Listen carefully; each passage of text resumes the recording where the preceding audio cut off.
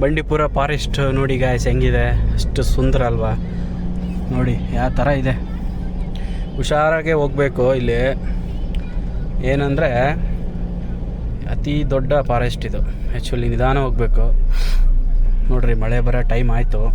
Gundlupet forest ನೋಡಿರಿ ಎಷ್ಟು curve ಇದೆ, ಎಷ್ಟು ಇದಿದೆ, ಎಷ್ಟು ಸುಂದರ ಅಲ್ವಾ. ನೇಚರ್ಗೆ ಫಿದಾಗ್ಬಿಟ್ಟಿದ್ದೀನಿ ನೋಡಿರಿ. ಎಷ್ಟು ನೇಚರು ನೋಡಿರಿ. ಆನೆ ನೋಡಿರಿ, ಇಲ್ಲಿ ಸ್ಪಾಟ್ ಆಯ್ತು ಆನೆ ನೋಡಿರಿ, ಕಾಣಿಸ್ತಾ ಇದೆಯಾ?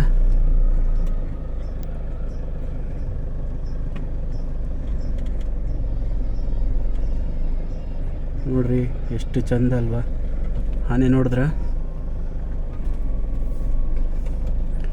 ನೋಡ್ರಿ.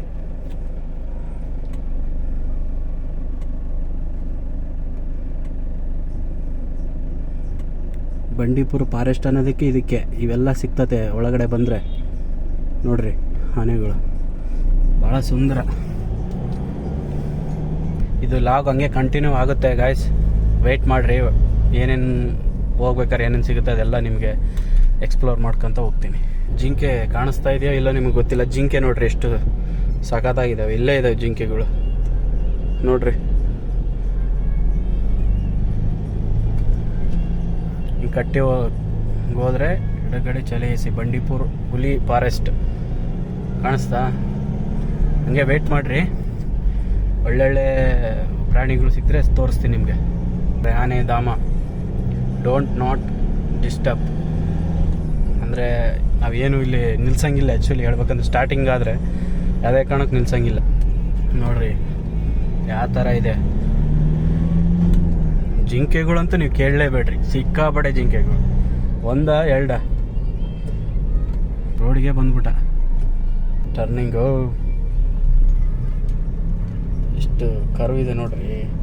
ಬಾಬಾ ಇದ್ರ ಒಡೆಯಲೇ ಒಂದು ಕಿಕ್ಕು, ಇದರಲ್ಲಿ ಹೊಡೆಯೋದೇ ಒಂದು ಕಿಕ್ಕು ಗಾಯ್ಸ್.